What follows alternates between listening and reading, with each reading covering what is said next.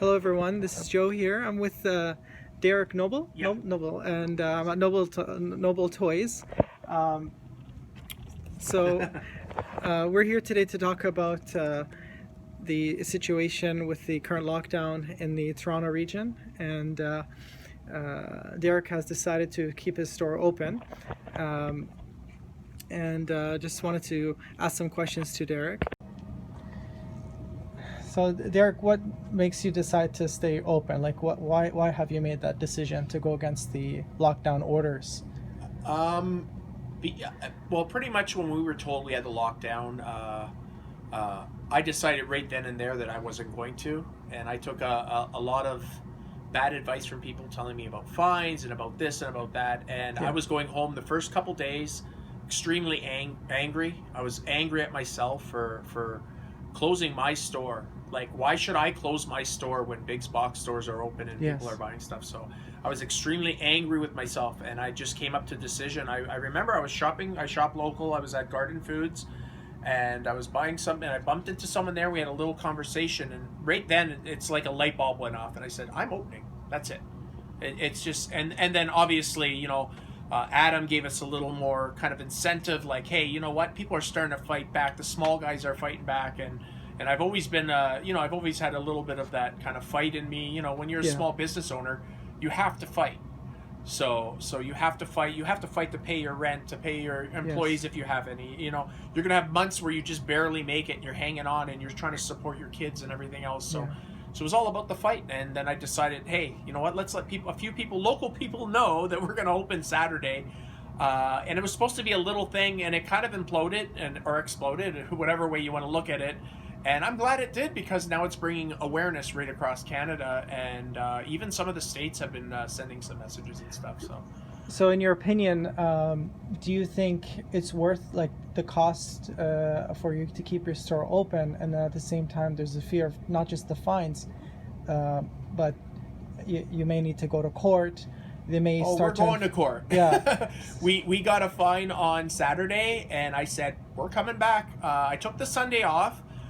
It was a very emotional week. It was draining, and I let people know all my updates on my Facebook and my Instagram. Sure. So if anybody follows Nobletoyz with a Z on Instagram or Facebook, we'll let you know what's going on there then. So I'll do an update later on tonight to let you know if we are opening tomorrow or not. So we took the Sunday off, and then I made the announcement we're opening Monday, and I mean, within 10 minutes of opening, we got hit with a summons. We're fighting that too. And I want to go on record to say I appreciate everybody that reached out and wants to help us with legal battles and finances and stuff. I don't want any help at this point right now. Mm-hmm. If things get bad for me, I will reach out. But right now, I want to take this fight on all myself to show them what the small business owner can endure and will endure and fight for. How long have you been servicing this community here in this location? So I had an older location for a couple years. We moved here, we expanded. I'd say about 4.5 years. I see. But people know me before the store because I was a guy that, it was a passion of mine, a part-time passion. I was selling toys out of a garage in my basement. And heck, I would load up things in my van or my truck at the time and just... I would go to people's doors if I had to and sell. It's just, I loved it. We had a little bit of an online presence and everything. So when you have that passion, why should we let that passion die? And I urge everybody right across Canada, open up. Like now, in your opinion, like you've been in this business for 4.5 years, and prior to that, seasonal, like I guess from your home. But yeah. If these lockdown conditions continue in Ontario specifically, how long do these businesses can they survive? Well, like, do you think a few months, 6 months? The honest truth, the first lockdown killed 20% of all small business? I think that's the stat going around. Yeah, many didn't reopen. Yeah. So if one out of every 5 closed down, what's going to happen with a second lockdown? You tell me. Like, I don't know the stat. I wish I knew, but no, people are going into I'll tell you a story about this place. We signed the contracts to expand our store from 1,500 to 3,000 square feet. Wow. Pre-COVID. So when they were signed, I was locked in no matter what. Wow. And when that first, when the first lockdown came, A lot of people don't know this, and I'll explain that we almost lost this business. If I didn't have some personal money set aside that I had to use to keep this place, Nobletoyz would be no more. And we struggled through that. And this is why I'm saying, why are they locking us down again? So, but the government support, they say that I understand that there's lease deferrals, like rent deferrals, there is, or... That ain't going to pay the bills, it's not going to pay your bills. Anybody who has a small business knows just how much money you need per month just to live. All of our income come from this one. Like, all my income comes from this store. I got to pay, I have 2 beautiful girls I got to pay for. I got to buy them things. I got rent to pay. I got rent to pay here. I got rent to pay at home. I got bills piling up. I got, I got to eat. It's endless. And so, Derek, in case of the mainstream media, you mentioned that to me that some outlets have come to you.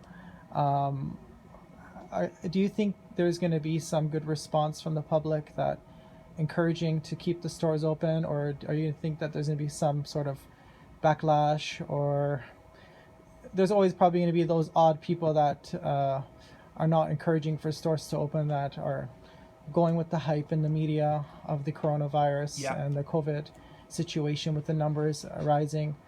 Do you feel that you're going to be getting proper coverage from the mainstream media, or do you think you need to have more, say, exposure online with alt media or social media? I think it helps having the alternative media, but I'm gonna single out the Sunday Sun, who did a really great article in the Sun. I was very impressed. The video footage they did was amazing, so I'm giving them a shout out. We haven't got the guy from the Globe and Mail did call me back again today, so we haven't read that one. We haven't followed up on that one yet. We did one on AM 640 called me today, and everybody who listened said that it was just amazing. And he has our backs. Like he's on our side. He understands it. He says, "Listen, I believe in this and this and this," and he says, "I got to stop." Like he goes, I believe in what you have to say, and it makes perfect sense. And I hate to, beat a dying horse, but like people are just going into the Costco's and the Walmarts, and I've mentioned this 1,000 times, and you have this small business that can make what I did. I've said 6 to 8 people over 3,000 square feet, sanitizers, masks. I don't have a mask on now. You and I are at a very, very safe distance. Yes. Very safe distance. I can't talk with this thing all the time, and I've had this thing on all day. So I'm taking a small break. We're social distancing. Again, we're talking about all this protocol and bringing up all this protocol because that's not our fight. Our fight is to get these small businesses open. And the Sun's done a great job. We'll see what the Globe has to do. AM 640. I've done this a lot, and I've given a shout out to the OPP also, who have been amazing, professional. I know they always take their lumps. But those gentlemen were just, they have a job to do. Yeah. We got our fine, we got our summons, but at the end of the day, it doesn't bother me a bit because we're going to fight this tooth and nail. And I'm going to fight as long as I can fight until I can't fight anymore. And I want everybody else to do the same. So in this regard, no matter how the cases are rising within Ontario based on the public health numbers that are being released, there should be, in your opinion, an alternative method to, say, contain, or what do you suggest, like opening up stores and well, I think protocol is very important, right? If the numbers keep rising, protocol is very important, and no one's going to catch COVID in my store, and we are so safe. Sure. If they say masks do work, well, everybody is masked, unless you're exempt. And if you are exempt, we welcome you with open arms because we do not discriminate. If we have sanitizer at the entrance, we have it on the counter. My worker has gloves on. You know what I mean? Everybody's social distancing. It's almost like you don't have to put all those stickers. Everybody knows, right? Everybody who is in today is social. No one's getting together in clumps. We're safe. Yeah, I've been to Costco, I've been to Walmart, I've been to like big box stores recently, and to be honest, I feel technically, if anyone's going to catch COVID, it's not going to be in a store like the small store. No, it's not. It's going to be in a large store. And something I thought of today, and I don't think I've ever used this before, but I can assume that a Costco or a Walmart will see more people in one day than I will see in the whole year. Yes. Right? Does that sound right? I can honestly say that a Walmart or a Costco will see more people in one day than we will see throughout our whole year. No matter how busy we get, we will never get the kind of volume they do. And that's one day there. And that's people lining up. That's people passing each other. That's hundreds of people touching the same item.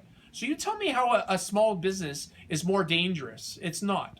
So do you believe that the lockdowns are causing more harm than good for the people of Ontario? Oh, of course.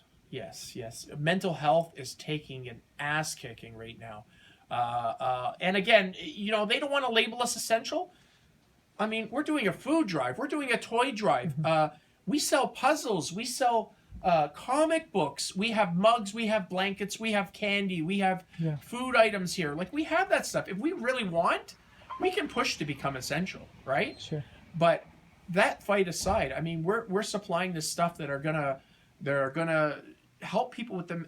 With this winter. I mean, like puzzles. It occupies your minds. It keeps you going. These are essential for children's, entertainment, development. Come on, let's socializing. give them a normal Christmas. Let's give them some toys. Absolutely. Let's give them something to do. Let's stimulate their brains. We have learning stuff here. We have things that are gonna, stimulate their brain. You hit it right on the head there. Let's stimulate them and give them a Christmas, man. It breaks my heart. And we're doing that too. Not only are we doing the toy drive, people are donating money to us, and we're turning them into gift cards. And so anybody in the area who's having a little bit of difficulty, all anonymous, it's between me and them, and it dies there. We're handing out these gift cards, and they can go on a shopping spree. They can give them the gift card, whatever it is. Just contact me. Everybody knows me through Nobletoyz on Facebook or Instagram. Call me, 905-252-5644. We want to kind of keep it local just for the simple fact that we don't want to start mailing these things and have to, but we're going to do, local. Or if you want to travel here and pick out a few toys and someone that's down on their luck, pick something out, use the gift card. That's great. Yeah, man, it's just something else we can do, right? Like, every little thing is going to help. So based on this, it's the best method is for people to check your Facebook page and go online. I would say the group we're most. Derek, is there any last messages you have to other small businesses across Ontario? Oh, so simple. Open up, please. What are they going to do? Fine every single one of us? If I'm in the town of Bolton right now. If the town of Bolton or the town of all of Caledon opened up, what are they going to do? Find the whole town? There's strength in numbers. I'm getting calls every day, and people are kind of right on that border. And my advice is simple: open up. Because if you open up, I'm going to give you a shout out. And when you open up, you're going to give someone else a shout out. Yes. And just like the old commercial, and so on, and so on. So that would be my advice. Okay. Thank you very much, Derek, for your time. Thank you. And hopefully we'll see you in the new year, and be prosperous in this holiday season. Awesome. Thanks so much. Thank you.